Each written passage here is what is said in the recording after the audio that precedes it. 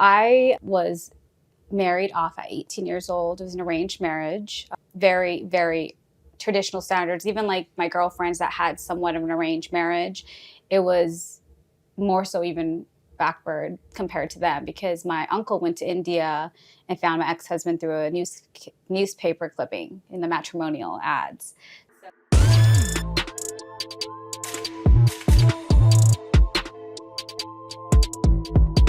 All right, back to basics, man. Best podcast in the city is back. It's your boy Jerickson. It's your boy AC Jr. Let's get it. Brought a guest onto the stage again another week. I'm Jasmine. Hello. Perfect. How was the week so far? It's been great. Good. This is my Saturday. Okay. It's usually weird to hear somebody say their Monday is a Saturday, but Yes. I mean, hey, to each its own. Yeah. How was the week, Alex? It was good, man. Got to spend some time with the family. Easter Sunday. Had some good food. It was a blast. Fire. You know. Fire. How about you? You know, same old, just trying to stick to the script, man. Usually just enjoying the weekend, having some time off, relaxing. I don't want to party too much. Yeah. Can't feel like shit on Monday, but, you know, back to it. I think I'm done partying for a while. After that vacation. I need a couple. That'll do it to you. Yeah. Honestly, after feeling like shit for a little bit, you're like, why would I do that to myself if I'm not enjoying it for real? A lot of people, actually, I had that conversation the other day. A lot of folks go out as a pacifier. That's kind of how I worded it. Going out just because they have nothing else to do or nothing else that they're like actually in tune with. Yeah. Or, you know, they don't have something that they're, you know, chasing or whatever. Sometimes people just go out because they want to release some steam or whatever. But for the most part, the routine goers, they don't got anything really going on for themselves. So they're really just, it's just something to keep their mind busy, and they just want to be somewhere because they can't be alone. It's like that FOMO stuff. Yeah. Like they just got to be out there. But anyway, let's get to the guest. All right. So we start off the podcast every week, rapid fire questions. Don't think about it. Just whatever comes to your mind. What is it? Whatever's next. Horror or comedy movies? Comedy. Home cooked meals or eating out? Home cooked. Action or romantic movie? Romantic. Baseball or basketball? Basketball. Money or fame? Money. Hiking or swimming? Ooh, I can't swim. I wish I knew how. We got to come back to that. Yeah, but I guess hiking because that's the only. You can walk, right? Yeah, I can walk. Working from home or from like an office? I've done both. At home, I just have a lot more leisure time and kind of do it at my pace at home. Okay. Yeah. Okay. Barbecue or sushi? I don't eat a lot of meat, and I barely started eating fish, so. So which one? Sushi. Barbecue, sushi, or California rolls. Yeah. And traditional books or audiobooks? Ooh, I like both, but there's nothing more amazing than opening a physical book. I love that answer. Yeah. That's real shit. I can't do the audiobooks. I feel like if I read something, I want to have the trophy. Like the book is the trophy. I feel like that. If Yeah. you read an audiobook, no, doesn't count. No, it's an accomplishment putting it on your shelf. Yeah. However, if it's like, I love David Goggins. If it's a David Goggins book where it's actually him reading his own words, that's a different experience. Yeah. And then if you're like going on a long drive, like if I'm doing a road trip or if I'm like getting ready, I can have it. I listen time to and audio. place for sure. Yeah. Time and place for each. But no, I feel that. So for folks that don't really know about you, tell them where you're from, what you do. My name is Jasmine Kaur. I am a first-generation Indian American woman. I was born and raised in California. I'm a single mom, and I am a dancer. We love it. Nice. That's a lot. Yeah. It's crazy to like get everyone's collage, life collage. Now, born and raised in California. What part? I'm from Central California, so I'm from a small town called Modesto. Okay. It's about an hour south of San Francisco. Okay. And so you moved here when? About 2.5 years ago. Okay. And what do we feel about Tampa? Like, talk to us about Tampa. It's okay. Okay. It's okay. On a scale of 1 to 10, what would you give it? The weather is a 10. Okay. All right, we'll do categories. The weather is the winning subject for me when it comes to this city, but overall, like, I don't really feel like there's a lot to do here. So I would give it like a 6. Yeah. Yikes. Yeah. Ain't doing enough. All right, so if you could change something, what would you change? I would definitely start opening up more like lounges, more like areas where you can actually mingle without like going down to like Howard Street and have a bunch of college kids around. Like, you know, I'm 36, so something like mid 30s, 40s age where you're vibing, you're able to like enjoy the music, sit down, actually have a conversation, not like the club scene or the strip club scene. Floridians don't know how to chill and just drink. No. It's either they're taking a sip of water or they're taking Jaeger shots. Or they're taking 2C. Yeah. Whatever. Oh, shit. Whatever. So you said you're how old? I'm 36. Sheesh. Mm-hmm. Yes. You look good. Didn't see that coming. No. Yikes. Thank you. Okay, so we would change kind of the social scene. Mm-hmm. I like the weather. Go ahead. I will say that I think that Tampa's coming up with the social scene. Mm-hmm. They're doing all right. They're behind. Yeah, for sure. We're behind, but they are coming up. Like, I haven't been to the places, but I've seen them like on TikTok, social media, to where there are stuff like I would call them hidden gems that I would like to go to, but I have not been there yet, for sure. But we are coming up in that. I can't let you just give us a 6 and not say anything. I just feel like based on like the cost of living standard, it's definitely increased over the past few years. It's the Super Bowl. And yes, and honestly, based just solely on that and the fact that it is main city, like a huge city, lots of big population, it doesn't offer that much. No, I would definitely say Tampa is known for we're either going to a strip club or going to a regular bar. Yeah. Like, this really. Yeah. Perfect. All right, let's get into it. So we dance. Mm-hmm. I don't dance. You dance. Mm-hmm. Where do you dance? Really? I love adding myself and stuff. Right. Moved to Atlanta. No, well, I was there for like a week or so. It wasn't what I expected. And we go. This is when we're transitioning to dancing. So you're like, I got to get out of here. I thought, from my understanding, from the little bit of knowledge I had about dancing, mind you, I had no knowledge of it, never experienced dancing. I get to Atlanta thinking like this is stripper, this capital of the world. Yeah, right. And it wasn't. So I was there for a few days, and then I ended up coming to Texas and found a gentleman's club, which was more so like talking based, like, it's kind of like playing that fantasy role. Yeah, and I was like, I can do this. Yeah. That was a lot more like. What made you revert to dancing though? Well, having 3 felonies on your record doesn't exactly allow you to get a well-paying job with benefits and whatnot. So I've interviewed. I think I just got down to the point where I interviewed. The breaking point for me was two certain situations that occurred. I went to, Bass Pro Shops. Yeah. I applied to be a cashier there, and I think it was like for $13 an hour, but they offered benefits. So I was like, I'm going to apply to be a cashier here. And they did a background check, and they denied my application. And then I applied to Uber to be a driver, and they did a background check, and they denied me. And I'm like, those were to me, like, based on my experience, because before all that happened, I was working in corporate America. I actually used to work in insurance. I used to work on Wall Street as a service officer. So I've like worked real corporate jobs. I have a very like beautiful resume, I feel like, impressive resume. And it really was like, stabbed to my ego at the same time. But I was willing to do like, okay, I'll work as a cashier. I'll build it up. But I wasn't able to even get a job like that. You know what I mean? $13 is not a lot if you think about it. Like, not with a kid either. No. So I tried my best to find a job, and every single time I tried, like as soon as that background check surfaced, it would show my felonies, and I would not be offered the position, even if they had verbally like agreed to it. Like, oh, we can't wait to have it. Yeah. At my interviews, I've always had great interviews. So every single time the background check came up, that's what ended up.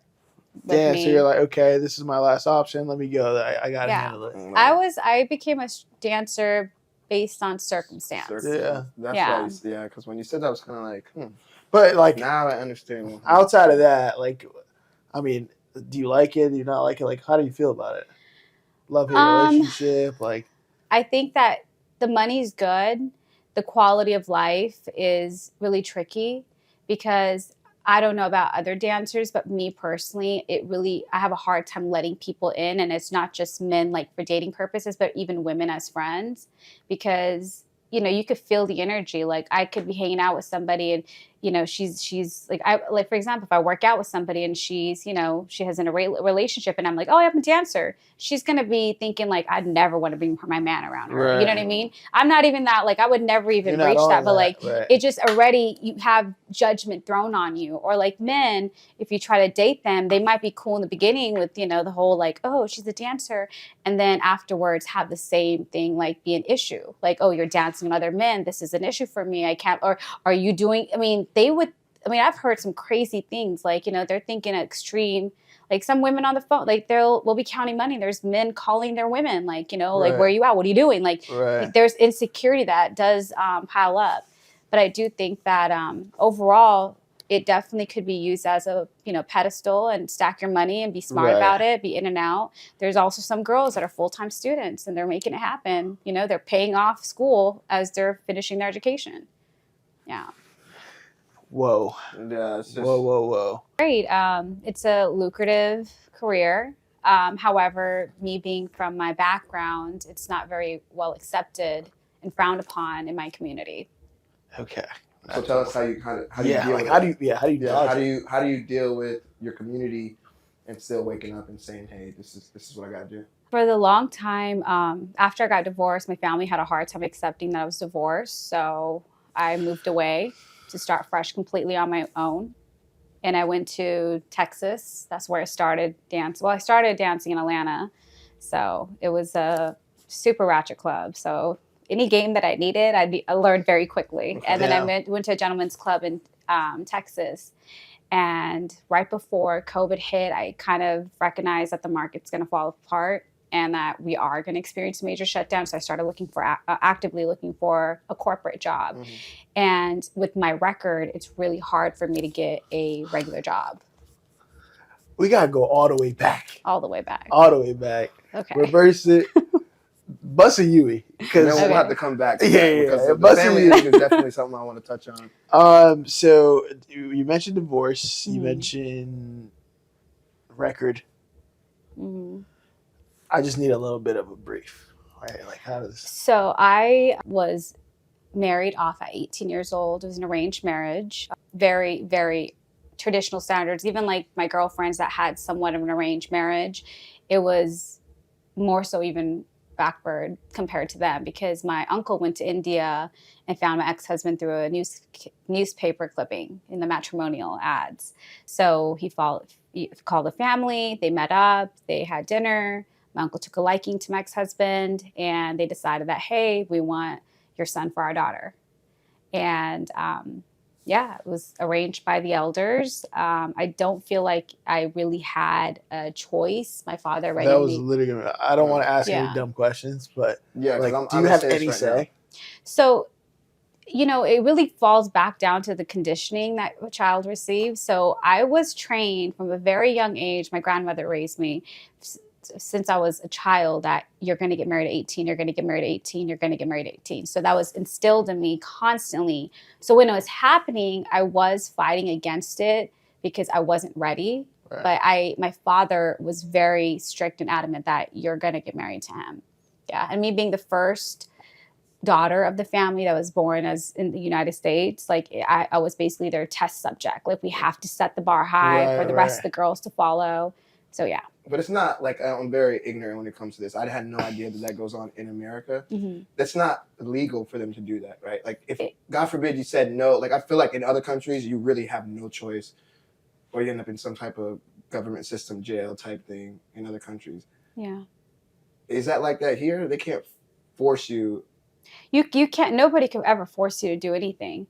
But the way that we're taught, our traditions, the morals and values that are instilled in us, in my household especially, I grew up very reserved. My family was very strict with the daughters. Like the boys can go out, do whatever they want. I wasn't allowed to go to school dances. I had to dress a certain way. Like my parents were very strict. Like I couldn't be involved in any extracurricular activities and never was allowed to play sports. So school was like my freedom. And then on the weekends, I went to temple with my family to pray.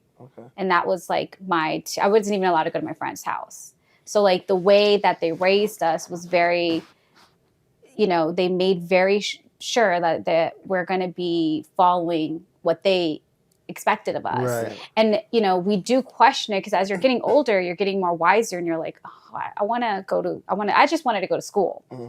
And I was told that once you get married to him, you're going to be able to continue your studies, which I was not allowed to do. Wow. Yeah. So what was like the turnover time from when you met this dude until you were actually married to him? I got arranged to him. Our engagement was in February of 2004. I was a senior in high school. Everybody went to Disneyland for the senior trip, and I was in India for my engagement. Yeah. So when you say engagement, that means marriage? No, it's officially engaged to him. Engaged, yes. Okay. Like a ceremony, okay. and Yes. again, you basically set up Yes. with the person. Yeah. Yes, and then he came to the States, I believe it was around October of 2004, and we were married in November. So I had met him about 4 times face to face. And then you married him? Mm-hmm. Yeah. Again, I'm going to ask a bunch of dumb questions. Does that still go on? Yes, it does. It does. My cousin actually got married. It's like there's different ways to do it. Right. Like, for example, my cousin recently got married last year, and the families knew each other. They were family friends. They ran into each other and just like, social gatherings and whatnot. And the family was like, hey, our daughter's single. And they're like, oh, our son's single. And then they set them up on like, oh, here's her contact information. And he reached out to her and they met for coffee and they were talking for a few months. And then they finally went forward like, okay, like I took a liking to him. I think that, he's a good match. A lot more natural. Yeah, a lot more natural. It was more so like, giving permission to date. Yeah. Right. Mine was done so like super old school. When they came up with this, he wasn't living in the States at all? Mm-mm. He was from India. Yeah, but he was on a newspaper in India, and they said, "Buddy's what he said." Yeah, the newspaper ad said something along the nature. I used to have it, but it said something along the lines of Indian dentist seeking U.S. citizen bride, fair skin. So they're doing it for the citizenship, just like a guy would do it with a woman to get her the citizenship. Yeah. Oh my God, bro. Yeah. It's my first time I've heard the opposite. Like I've heard guys, especially with everything, the passport boys and all this stuff going on. Definitely heard that. I've never heard it vice versa. Mm-hmm. Now, I don't know. Again, I might just be saying some dumb shit, but this makes me feel like Game of Thrones. Game of Thrones. Have you watched it? Yes. Game of Thrones, where the daughter, I don't know which daughter it was, but she gets married and just absolutely despises the whole time. Which one was this? I'm not even sure. I can't even. What's the one? Like which one? Now I gotta watch Game of Thrones. No, I love Game of Thrones, but which character are we talking about? We're talking about Khaleesi. Is it Khaleesi? Was it right in the beginning? Right in the beginning, yeah. The brother, taller, skinny. The big guy. What's his name? No, the girl that married Joffrey. Oh, that's the one I'm talking about. But she wanted to marry Joffrey. Oh, did she? She wanted to marry him. Oh, and then he ended up turning into a complete ass and switched it on. Yeah. With my situation, my father wanted me to marry him. Yeah. Right. So, and that's my next question. So at this point, were you the whole time like, I don't feel comfortable? Like, how are you dealing with that? I was scared. I grew up in a very abusive household too. So I didn't really know how to love my father. I was more so fearful of the relationship I had with my father. So I was really scared. I waited till the very last minute, like maybe like 2 months before the wedding, before he got to the States. Like I ran away. I went to the mall. I didn't know where else to go because my only other friend was Indian. And if I would have pulled up to her house, that's the first place they checked.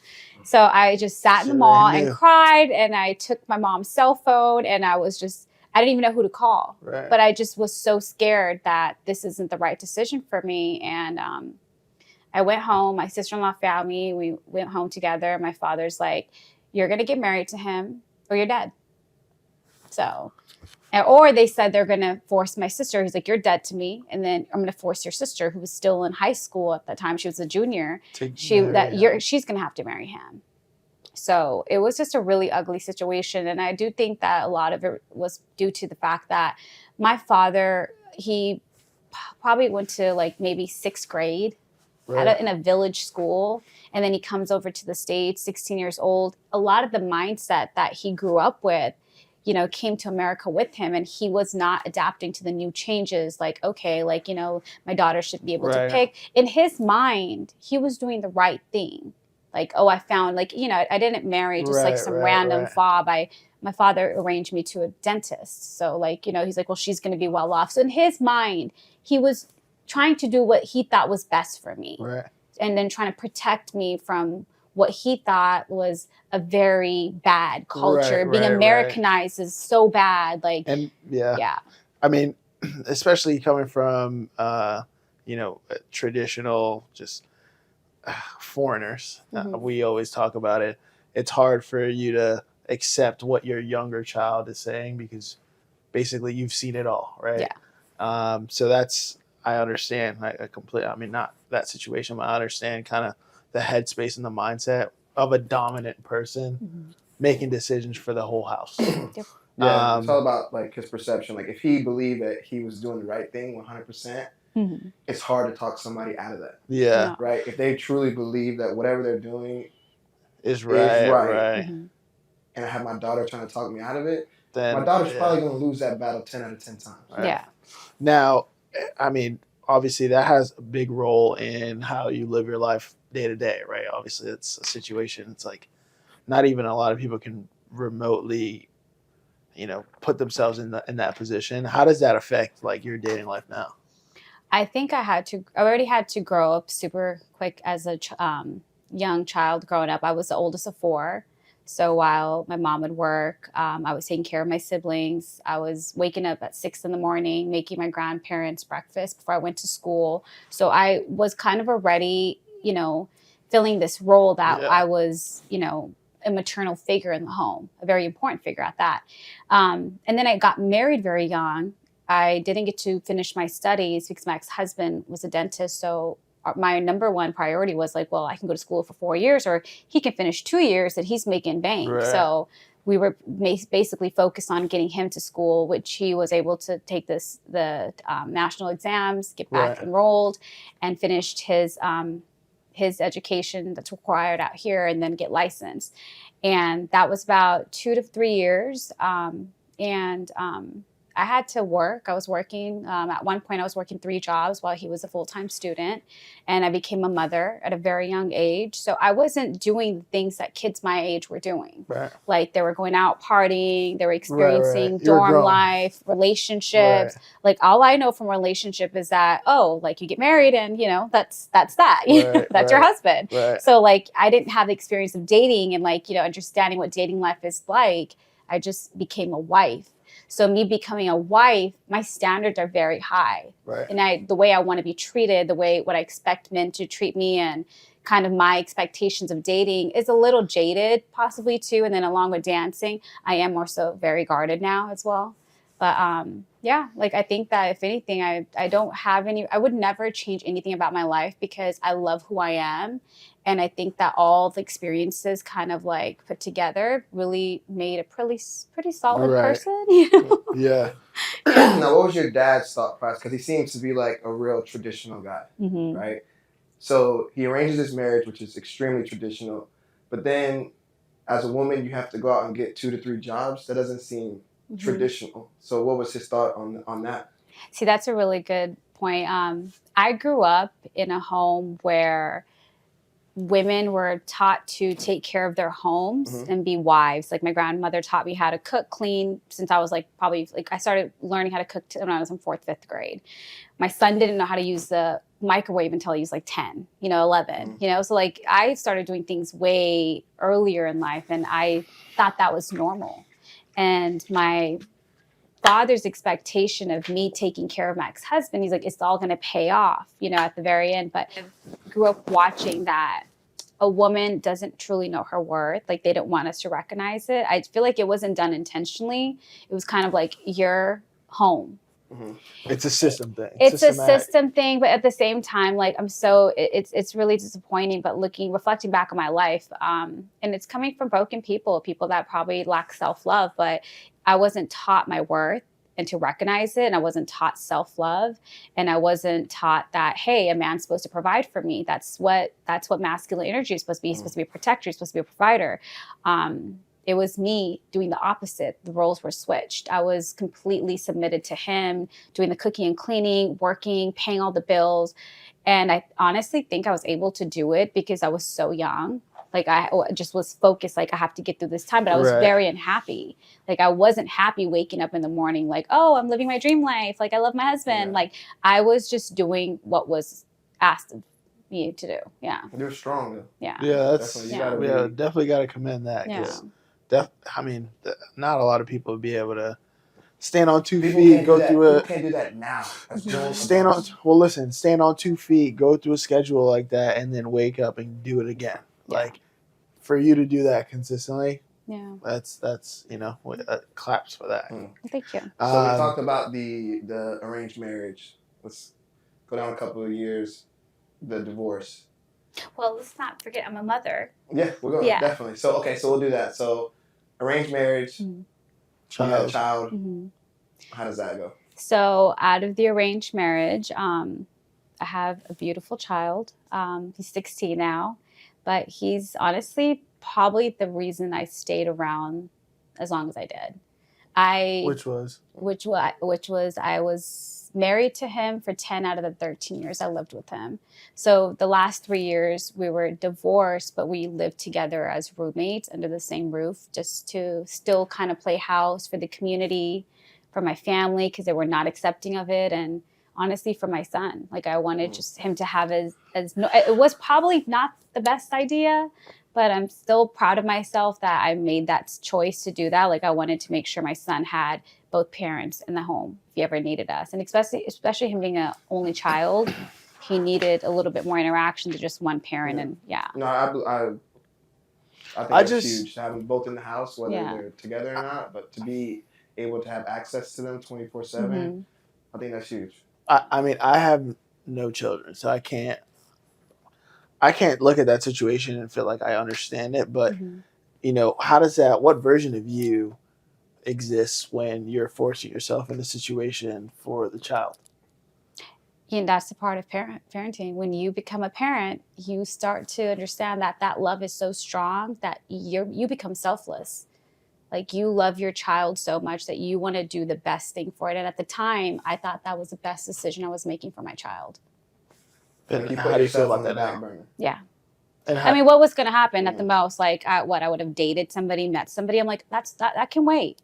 Like right now, my son needs me, like my family had a hard time accepting the divorce as well. And at the time I had just came home from prison. So I'm like, damn, like I'm really, they're going to be really pissed. Yeah. So I was just trying to do the best thing, like balancing out all my options. Like, no, I want to be a mother. I want to be home. I want to take care of what really matters to me. I need you to break down the prison. Because she said prison, I was like, because you can't just drop that. I think that's like the second or third time I've heard it. I need to know. Okay, so when I was the marriage became, we definitely experienced a lot of turbulence in the marriage. He being from India and me being from America, our mindsets did not match at all. He was very strict. It almost felt like I was married to a father figure. Like he was very strict, very controlling. Like you can't do this, you can't wear that. Like you would have never you would not put that Jasmine, this Jasmine, and ever imagine she would become this. Yes, never would imagine that. I was trying to get divorced with my family's permission because they arranged me in the Indian culture. When you're going to go through a divorce with an arranged marriage, you have to seek counsel from the elders, which is your family members that arranged you. And me being the first woman in my family to ever seek divorce, they were completely against it. So at the time, I was going to school, and my bio partner, she was with the shits. I kind of already knew she was with the shits, but she was a good listener, and she was my only friend at the time. And she had some stuff that she was involved in, and she's like, hey, like, I left him, and he basically locked me out of my bank account. So that was going to be tough love. Like, she'll come running back. She's on the street with no money, but day or two, like, she'll survive. But instead, I was like, oh, you're going to lock me out of my bank account?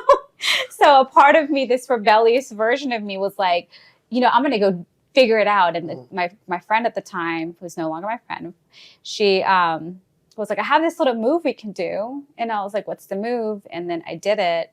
And then she did it. She got caught. And then I ended up having to do 2 years of prison because of it. Yeah. So she snitched. Hate to see it. Yeah. Hate to see it.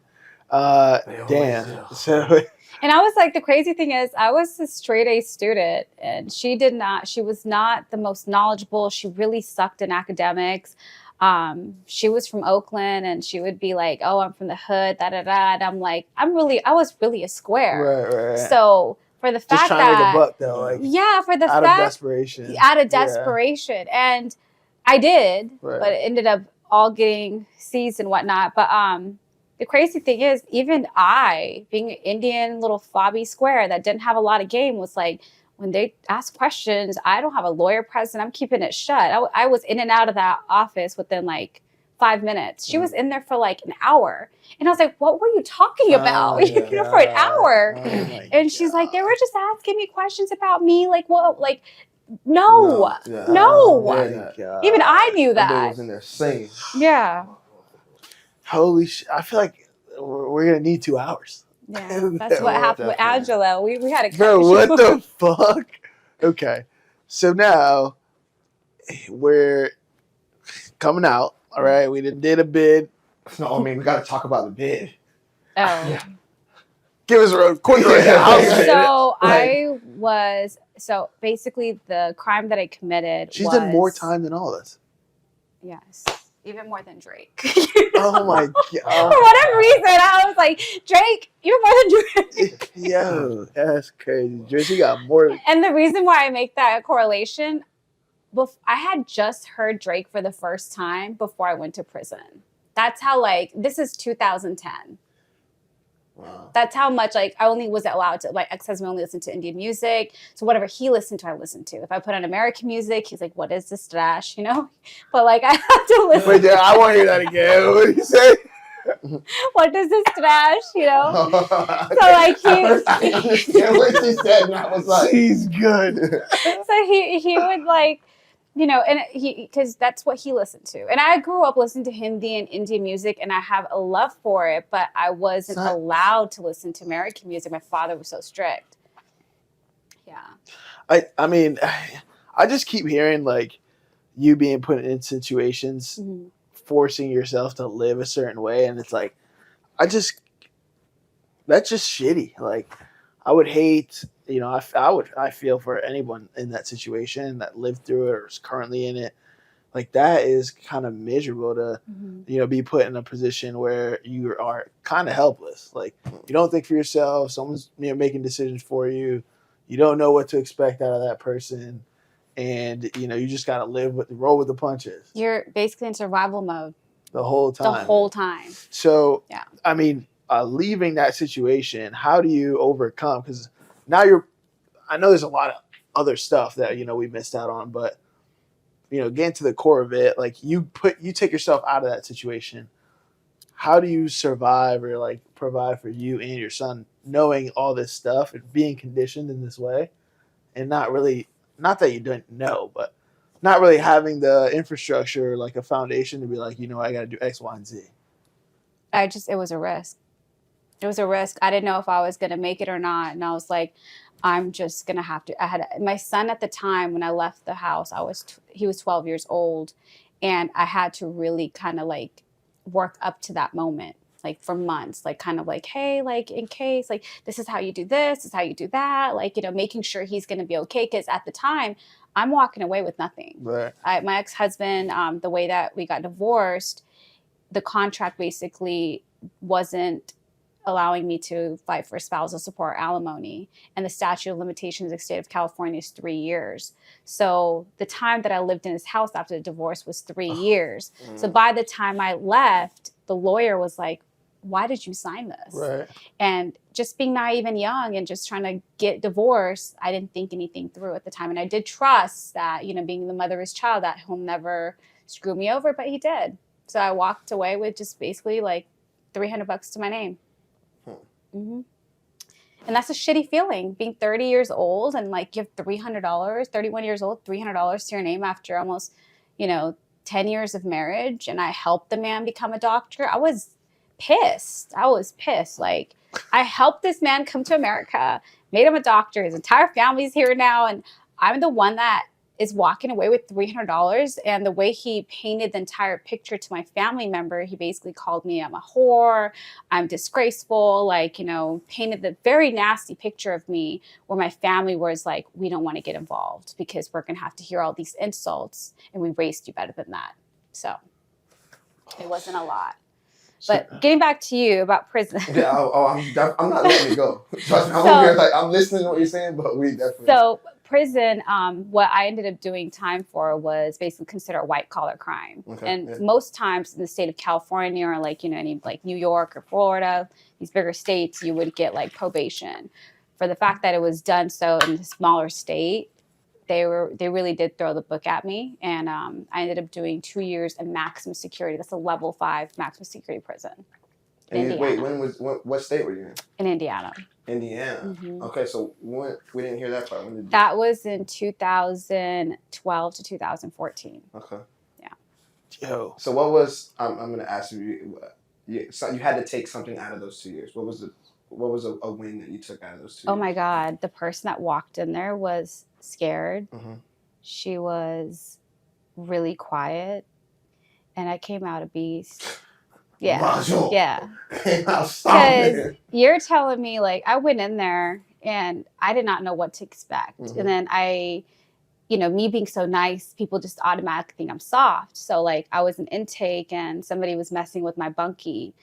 And I stood up for my bunkie, and the girl didn't expect that. So, like, intake, that's considered, if you get in a fight during intake, that's going to classify which type of facility you're going to be transferred over to.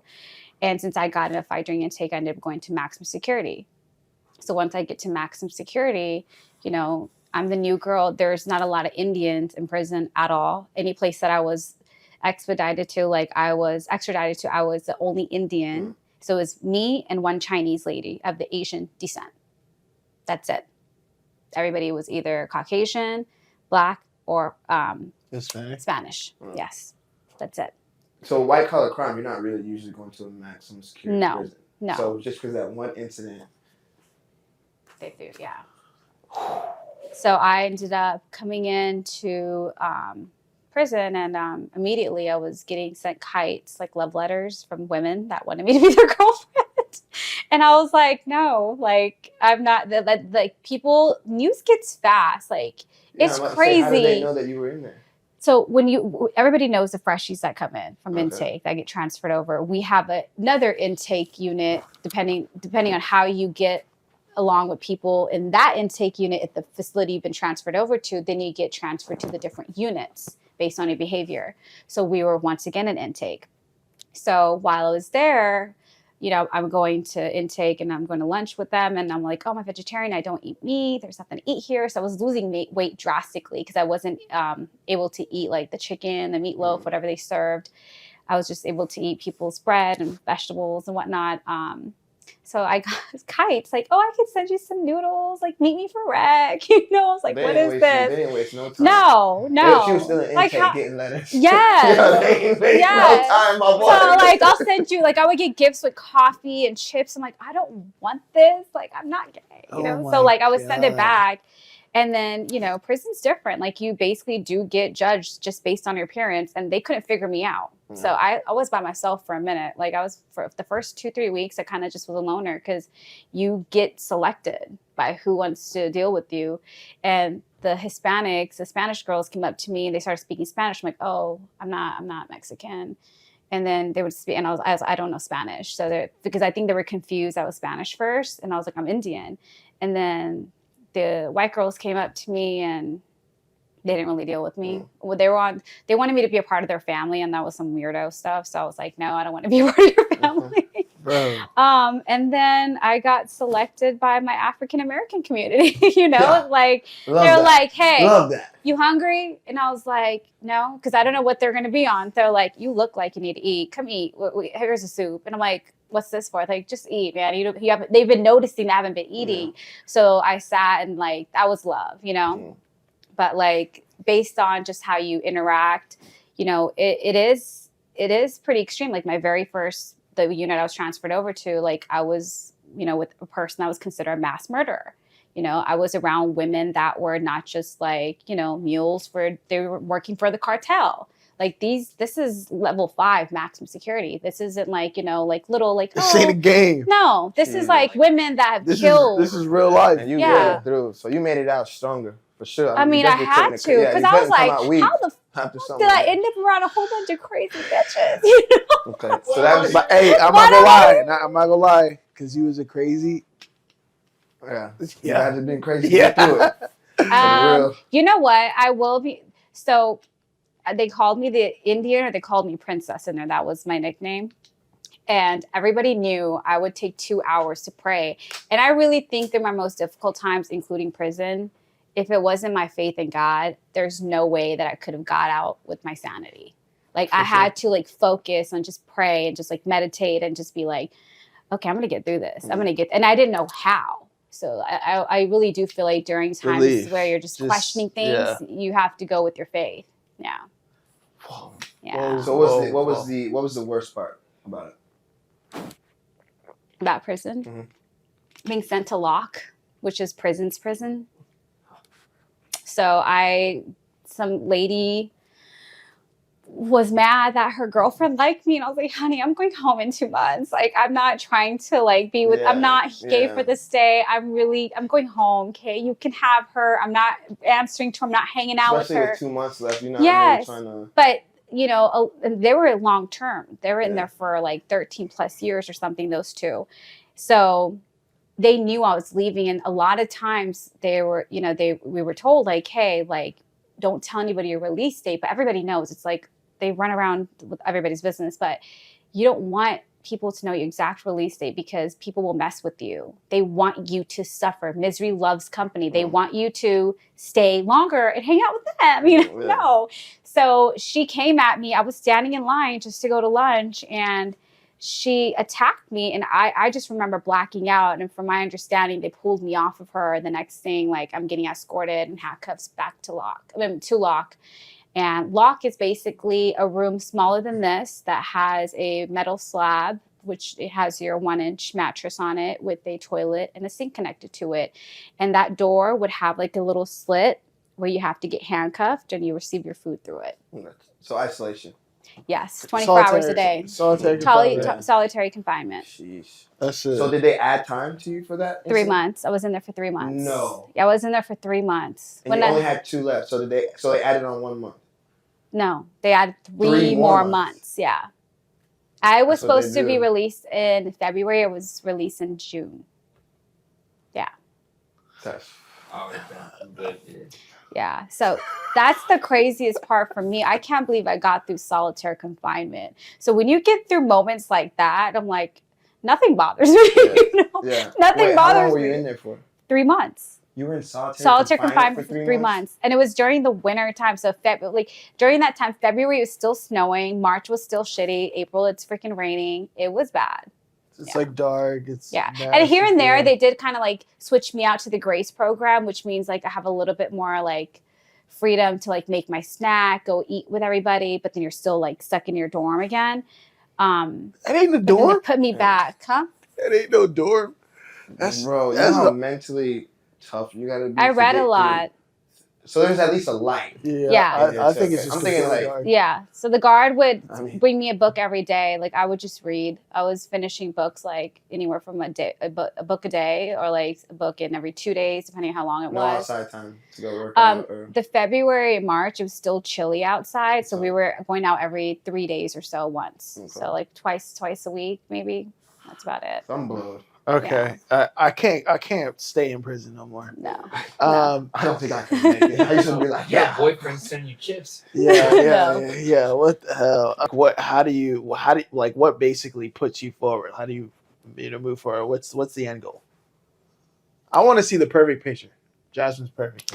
That perfect picture is it's like my baby. I'm nurturing it. I'm letting it grow, and I don't really want to share that because I feel like certain things and visions you have for yourself and you're manifesting it. Respect. You gotta keep that to yourself, you know. Respect. But I do believe in everything happens for a reason. That even everything that I've been through has taught me such unique lessons that there was no way in hell that the old Jasmine back in Modesto would have learned had I not taken all those risks. Yeah. Whoa. So let me ask this, because I know like your number one pride and joy is that you're a mom, right? And I respect that 100%. So how were you, like, what was your son doing, or where was he at? Was he with his dad during this 2-year bid, or like were you able to visit him, or was he able to visit you? While I was incarcerated, I did not want any of my family members to come visit me. Okay. I didn't want anybody to go through the process of having to get searched. I just felt like for me, I was humiliated that I was even going through that. So I just didn't want to put them through that, and I would have never heard the end of it. So I was able to talk, call them, and then one thing that we had in the prison in every unit was a kiosk where you can actually do virtual calls. Okay. So it's like a Zoom call basically. So I was able to like talk to my son via Zoom, and I was wearing like gray like sweatsuit. So like he doesn't think like I'm in like some jumpsuit handcuff. Right. And then of course when I went to solitary confinement, that was taken away from me, but I was able to call once a week. Okay. But my son, like my family and my ex-husband are the ones that really made sure he was good to go while I was gone. And that's possibly the biggest reason that I decided to stay as his roommate, because I was already gone for 2 years. Like the last thing I would do is... Oh, that was during... Okay. And well, how do you think that affected him? Like he's got to be pretty strong like his mother at this point. Yeah. Right? What's that bond like? Yeah. Oh, he's my best friend. Yeah, I can only imagine. He's the best. He really, honestly... just to watch him grow into who he is, I'm like, wow. Like, he shocks me all the time. Like, he's 6 feet tall already, very active.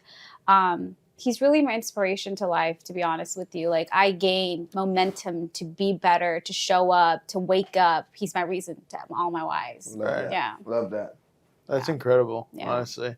And again, that's a big reason why I feel like a lot of people have fuel like behind them. They create momentum behind them, is because they have that why. They've discovered that why. Yeah. Where other folks that don't really have anything going on, or they feel like they're stuck or whatever, can't be consistent, things like that. It's because they don't have that why. Yeah. Or they haven't discovered it, or it hasn't hit them, or they're just struggling in that department where they're not figuring out, I need to be attached to, something in my mind, or, I need to feel this in my soul, or whatever the case is. That's they lack purpose. Though. Yeah. Yeah. Yeah, for sure. But that's an incredible story. Yeah, I love this episode, Jasmine, because there is literally 0 people out there that would look at you. Yeah. And expect that. Yeah. Come anywhere near what that story is like. Anywhere near. And honestly, like you could just... That realistically should be a movie. Like there's so many points in that whole situation where you're thinking, damn, you're not gonna make it out of that. Like, and I didn't. There's been so many points where I almost gave up. Like I really did. I was on the verge of giving up. Like it was hard. Like and that's why I keep saying like my belief system, like God has done many miracles. And when I say miracles, to get me out of those funks where I was about to give up, to pull me out of that darkness, that's a miracle in itself. But like, I am grateful for it. Yeah. I don't even know what to say to that. Yeah. I don't even know what to say, bro. I mean, honestly, it's like, how do you even do it? Outside, like the faith has to be so strong. You have to believe for real. Like, I am in this situation, but I'm going to figure it out. Yeah. I'm locked in a room for 24 hours, going outside 2 times a week. Mm-hmm. I'm going to figure it out. Yeah.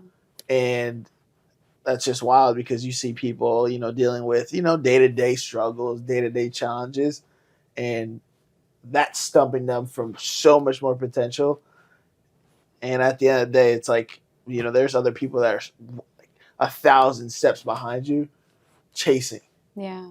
But at the same time, like, I'm very humble in understanding that, you know, I still had a roof over my head. I was still waking up to food. I was still in a warm bed. Right. Like, there's so many people in the world that don't even have that.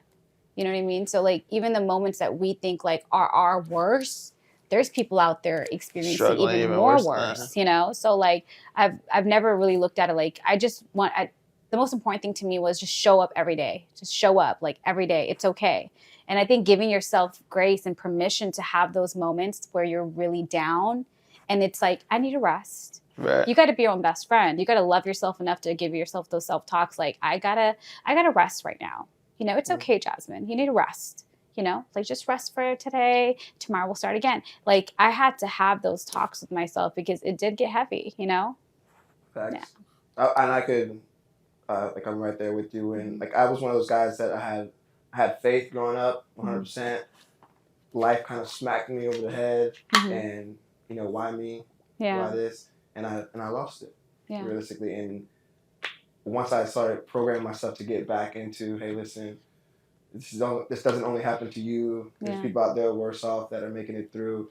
And I got back with God, and you know, I commend you for that, because sticking with Him through, you know, the trials and tribulation isn't really that easy. No. So for you to stick through that, you know, and not give up that and still do your 2 hours of praying in prison, huge ups for that, because there's some people who lose faith, and I was one of them for sure. But again, it took a lot for me to get back. So good job for you for that. I think that's the most important thing is, like, isn't there a story in the Bible where he says, are you going to lose? There's a sheep that goes missing.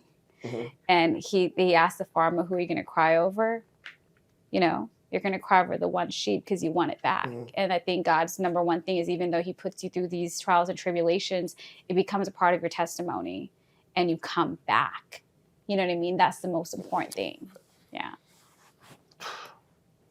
Sorry, guys. This is too much. This social rehab. We needed this on stage for sure. Yeah.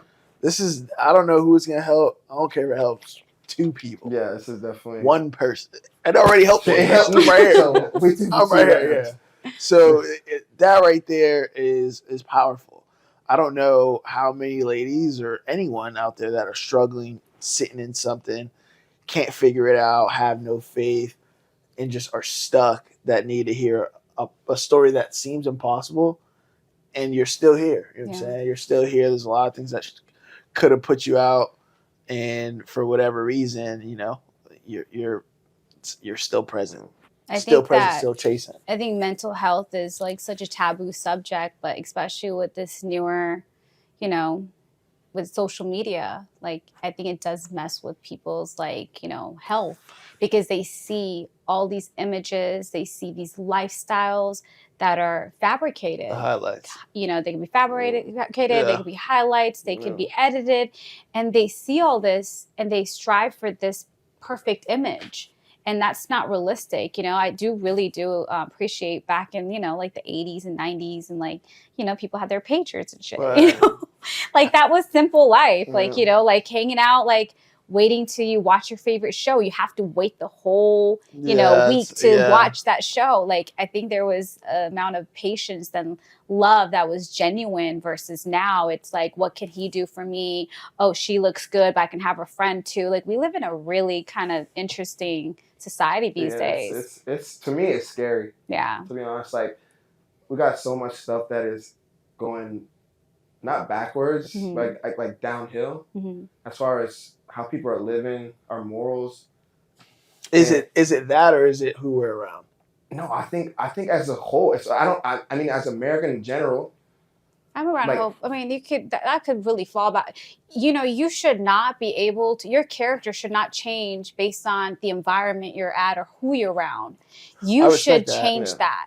No, for sure. Your character should shift the energy. But there's also an opportunity for influence. So even if that's not who you are entirely, there may be a moment where, you know, you make a decision based off of the people that you're around, even though that's not who you are. But then that means that you tapped into a low frequency that was never something that was aligned with Happens. you. Yeah.